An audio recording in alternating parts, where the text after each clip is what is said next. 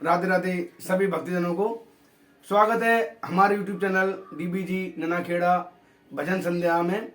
आपसे अनुरोध है जो भी वीडियो आपके पास आती हैं वो पूरी देखें और यदि आपको पसंद आए तो आप लाइक और कमेंट करें और इसके साथ साथ आप इस चैनल को सब्सक्राइब करें और बेल आइकन घंटी दबाना जरूरी है जिससे कि आपको नए नए हमारे प्रोग्राम मिल सके। धन्यवाद। मतलब है इधर भगवान श्याम अपनी बाल लीलाओं में लगे हुए हैं। आइए एक कीर्तन बोल लेते हैं। कीर्तन बोलना जरूरी होता है। सभी ताली बजाते हुए भगवान के नाम का गुणगान करें।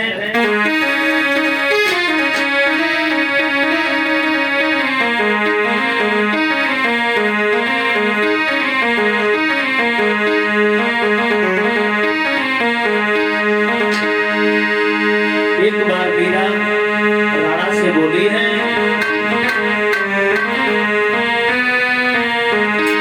कि मेरी वृंदावन ससुराल संभाल राणा मेरी नगरी में वृंदावन ससुराल।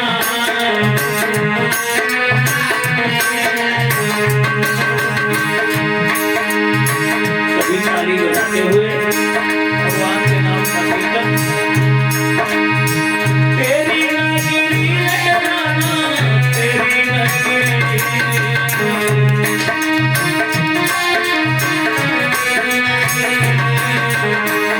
तेरी नगरी है राणा तेरी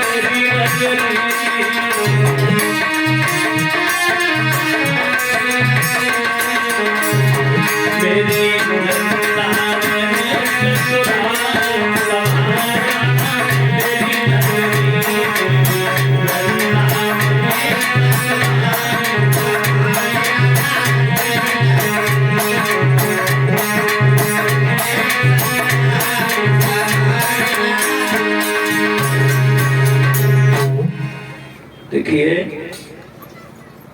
जब भी कीर्तन बोलने के लिए कहा जाता है तो माता बहनों को बड़ी शर्म लगती है ना।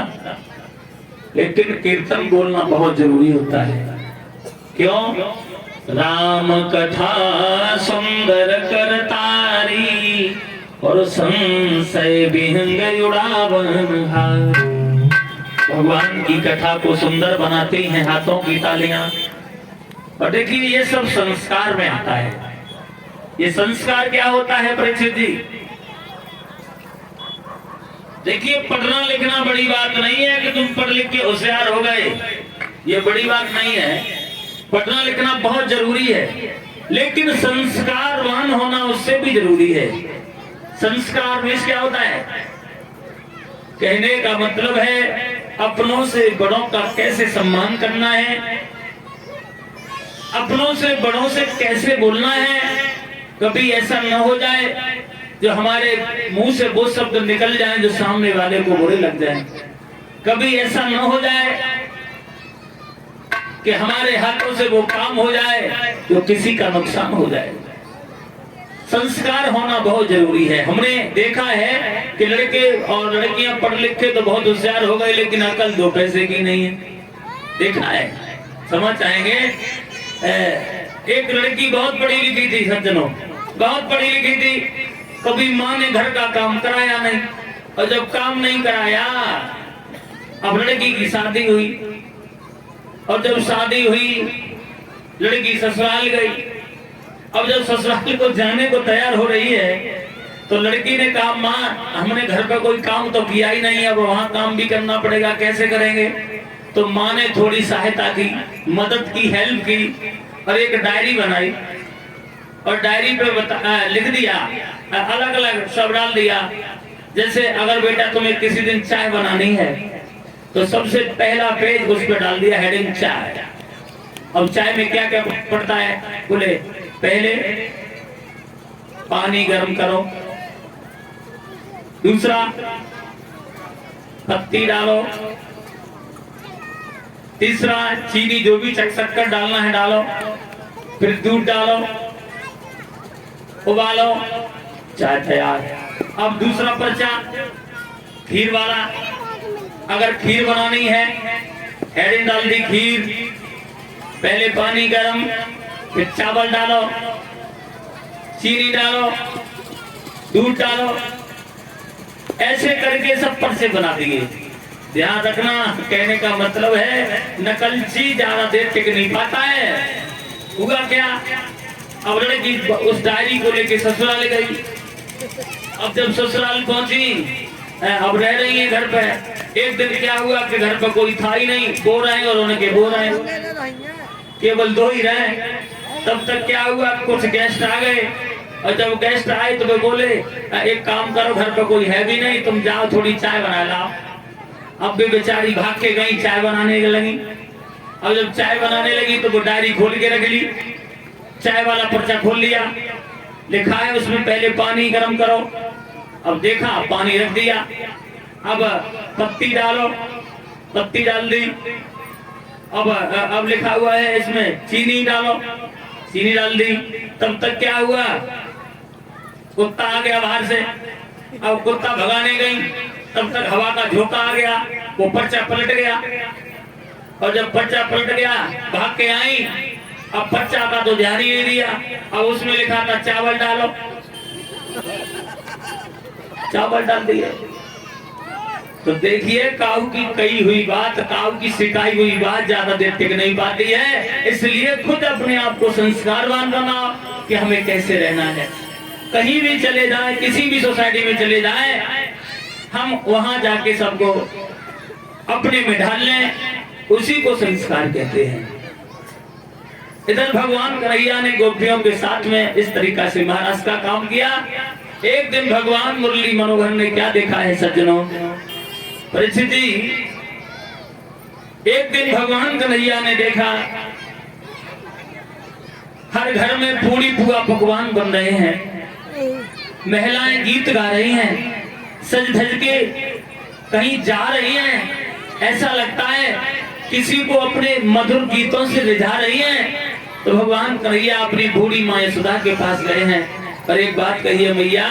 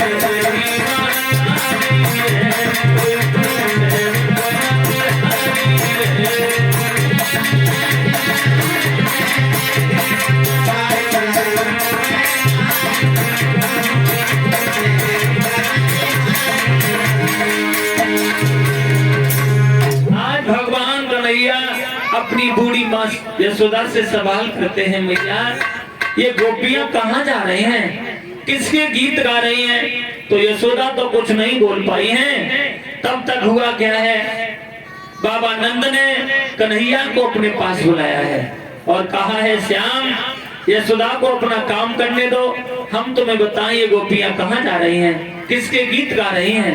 आज हर घर में पूरी पुआ पकवान काहे को बन रहे हैं, क्यों बन रहे हैं? तो बाबा नंद कहते हैं, श्याम आज के दिन हम सब मिलके वो इंद्रदेव का पूजन करते हैं। किसका पूजन करते हैं? इंद्रदेव का। इंद्र का? बोले हाँ। काहे को करते हैं? तो आज बाबा नंद समझाते हैं, बेटा हम जब इंद्र का पूजन करते हैं तो इंद्रदेव खुश होते हैं, तो जल की बारिश करते हैं। और बोले हैं बाबा नंद, जब हम इंद्र का पूजन करते हैं तब इंद्र कि मेघों को आज्ञा दे करके और पृथ्वी पर जल बरसाते।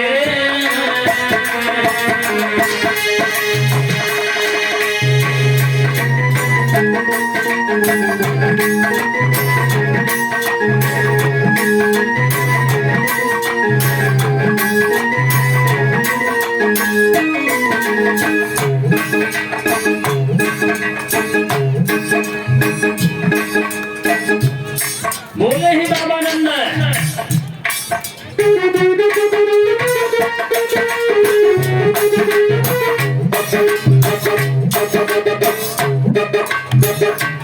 बोले हैं आज के दिन हम सब मिलके गोवर्धन इंद्रदेव का पूजन करते हैं, तब इंद्र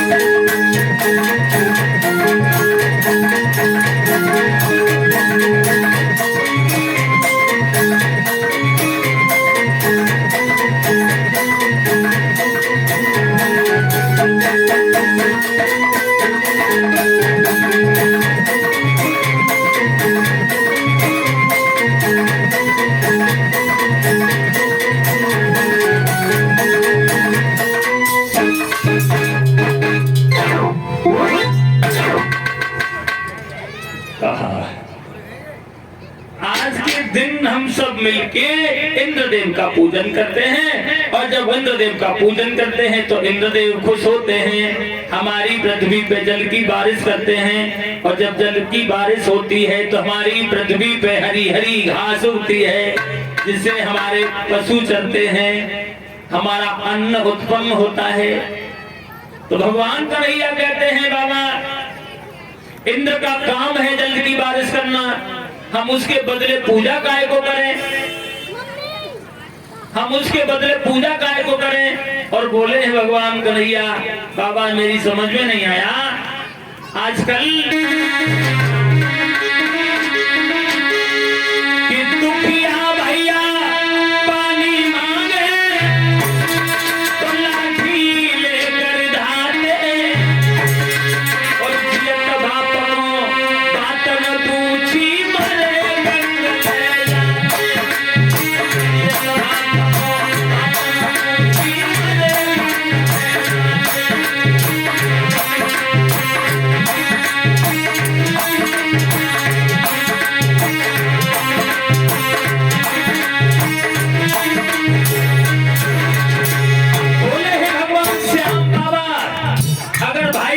मुसीबत है तो भाई के काम में नहीं आ रहा है। और जब तक पिताजी जिंदा रहे और उन्हें पानी की भी नहीं पूछी। और जब पिताजी इस दुनिया को छोड़ के चले गए तो उनके शरीर को लगाने गंगा जी पे ले जाते हैं लोग।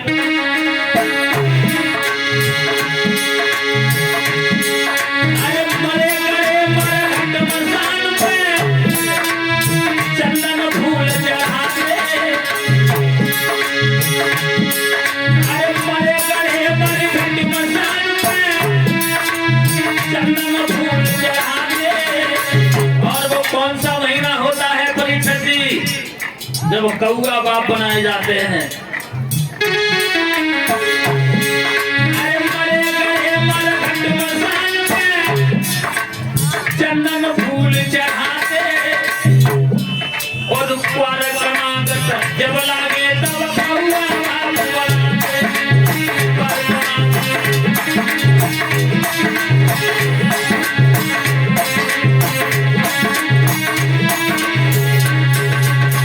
आज भगवान कन्हैया कहते हैं बाबा ये दुनिया बड़ी बेढंगी हो गई है।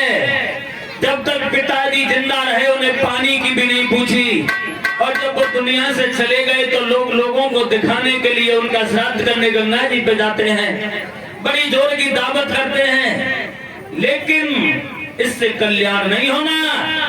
और क्षमा चाहेंगे, आजकल उन लोगों ने तो कमाल ही कर दिया है। वैसे हर भगत एक जैसे नहीं होते हैं। ये भगत जी बड़े आजकल गिनती बढ़ती जा रही है। एक विद्वान कहता है भगत सबन को ठगत है। हम हर भक्त की बात नहीं कर रहे हैं, वैसे किसी को बुरा लगे अगर कोई भगत जी हो।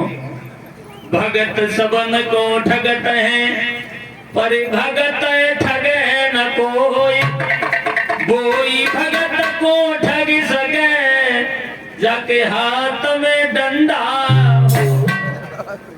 थोड़ा सिर में दर्द हुआ, भगत जी के पास पहुंच जाओ, बस एक ही बात मिलेगी, लला ये ऊपर वो चक्कर है। और जब बाबा ऐसे कटेगी ना, अब तो इंतजाम कराना ही पड़ेगा। अरे भगवान का भजन कीर्तन गुणगान करो, क्यों चक्कर में पड़े हो? अपने घर में रोजाना शाम को दीपक जलाओ, सुबह जल्दी जागो, घर में मांस मदिरा मत आने दो, तो तुम्हारे घर में कोई कलेश नहीं आएगी। 10-10 बजे तक आंखें नहीं खुलते हैं, उल्टे सीधे काम हो रहे हैं, कभी शाम को चिराग लगाया नहीं जा रहा है, तो क्या होगा? वहां भूतों का ही बस होता है। भागवत का मतलब यही है कि रोजाना शाम को चिराग हर घर में जलना चाहिए, धूप दीप जरूर जलना चाहिए। सास जिस घर में है, बहू का धर्म है कि अपनी सासों का सम्मान करें, और जहां सास है उन्हें यह ध्यान रखना चाहिए कि हमारी बहू कैसे रह रही है, उसकी भी इज्जत करनी चाहिए, तब घर स्वर्ग बनता है। भक्तजनों, आज भगवान कन्हैया कहते हैं इंद्र का काम है जल की बारिश करना, हम उसके बदले पूजा काय को करें। आज पूजा होगी तो गोवर्धन की, किसकी होगी? गोवर्धन की। बाबा नंद कहने लगे कन्हैया ऐसे नहीं कहो, इंद्र नाराज हो जाएंगे। बोले वो भी देखे जाएंगे, लेकिन आज कोई भी इंद्र का पूजन नहीं करेगा।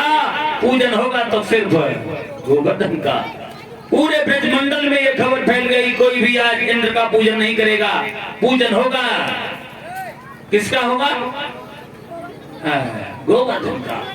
तो सभी ब्रजवासी सज धज के अच्छे अच्छे कपड़े पहन के गीत गाते हुए अपने पकवान लेकर चले हैं। कहाँ चले? गोवर्धन पूजन करने के लिए। सबसे पहले परीक्षित जी, यज्ञपति जी, उनकी धर्मपत्नियां, बाद में कलशवारी कन्याएं, और जिस किसी को भी पूजन करना है वो अपनी अपनी जगह से उठते जाएंगे, पूजन करते जाएंगे, और पूजन दिल से करेंगे, मन से। और सभी सखियां आज पूजन करने के लिए जा रही हैं, कुछ गाती हुई।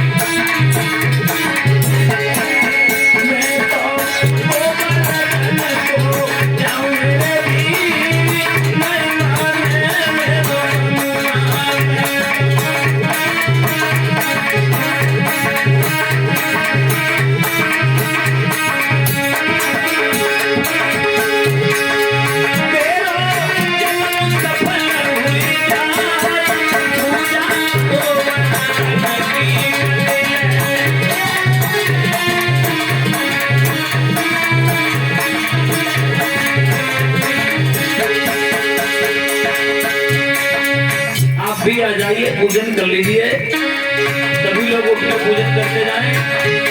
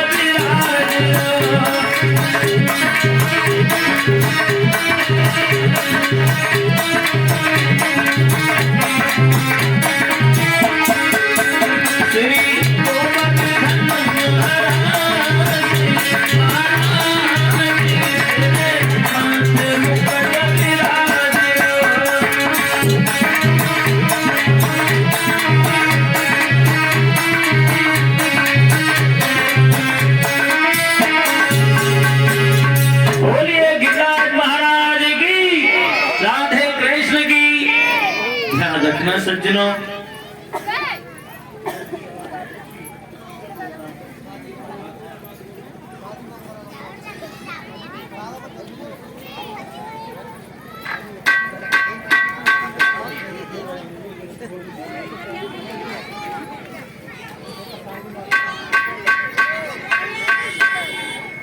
ध्यान रखना सज्जनों, आज भगवान कन्हैया ने गोवर्धन का पूजन कराया है।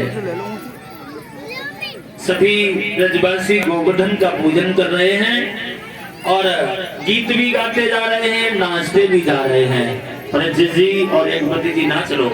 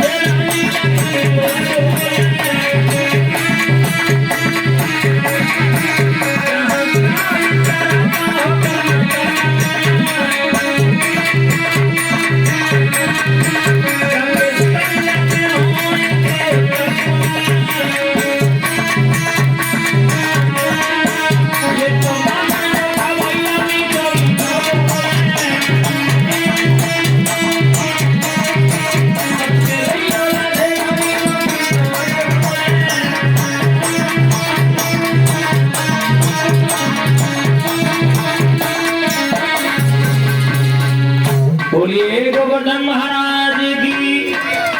आज भगवान मुरली मनोहर ने गोवर्धन का पूजन कराया है सज्जनों। ले तुम आए।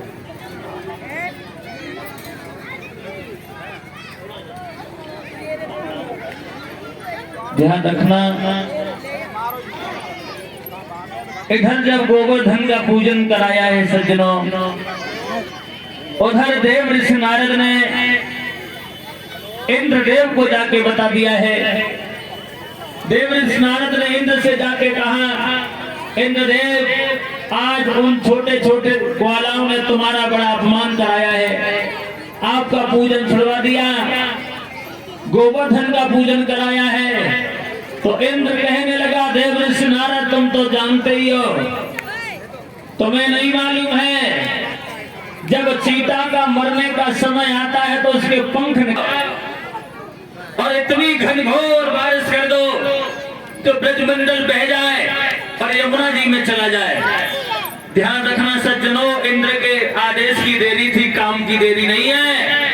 मेघों का राजा चल देता है। आज ब्रजमंडल पर घनघोर बादल छा गए हैं, बिजली कड़कने लगी है।